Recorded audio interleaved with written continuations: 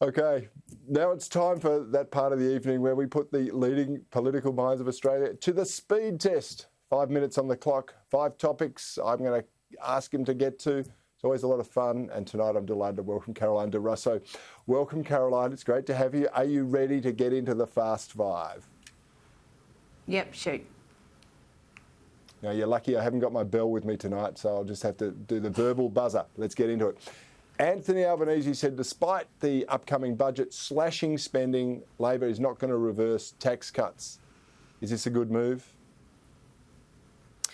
Well, I think it's a good political move. You know, these tax cuts have already been legislated. They were supported by the Labor government. And they keep being talked about as if they're high-earning tax cuts, but it includes tax cuts for people who are earning as low as $45,000, even though it does go up to $200,000 granted, but it does provide a tax cut for those lower income earners. So I think it'd be pretty hard for him to backpedal out of that, although granted, there is a need for budget repair, but I'm sure that there can be a cut in spending somewhere. Tax cuts are good for the economy. All right, Daniel Andrews, he's losing 4 senior ministers to resignations. Are they rats leaving the sinking ship?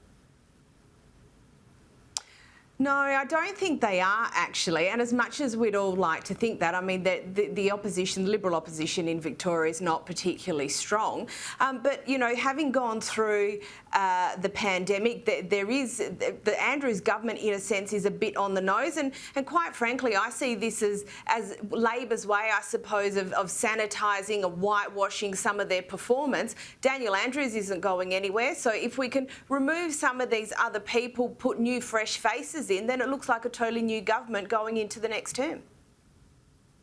Yeah, actually, very good take on that, Caroline. Congratulations. Adam Bandt, he wants a debate of a treaty, a republic and a new flag.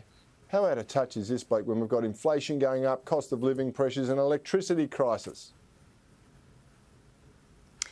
Yeah, it is totally out of touch, but it's totally on point, and it's totally playing to, you know, the average Greens voter. These are the things that are really important to them.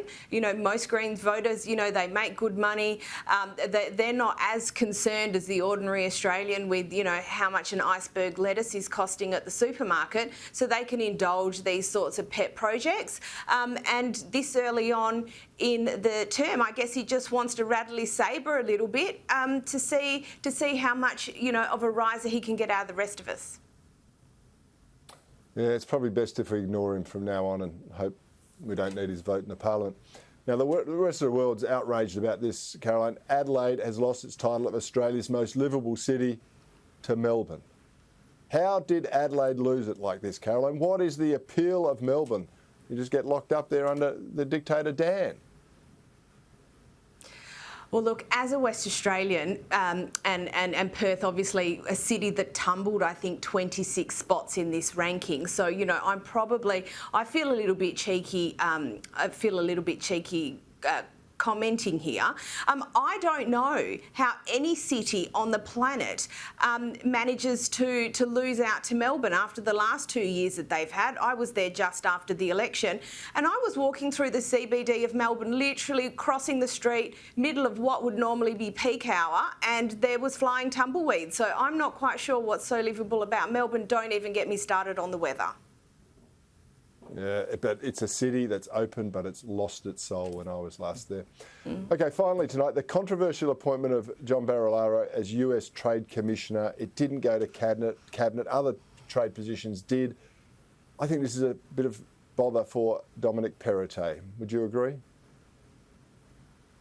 I think it is a little bit of bother, but in a sense, I almost don't even know why we're talking about this. You know, we see governments at all levels of all stripes give jobs to their mates, you know, particularly right before they go to an election. I don't know what is so exciting about this particular example. John Barilaro does appear to be quite the lightning rod in New South Wales. And maybe the Premier should just take a leaf out of Albo's book, Read Kimberley Kitching, and just say, look, no investigation, nothing to see here, let's move along. And he's well qualified for the job, so, you know, why shouldn't he have it? Caroline Di Russo, really appreciate your insights tonight. Thank you so much for your time, and I hope to see you again on Bernardi very, very soon.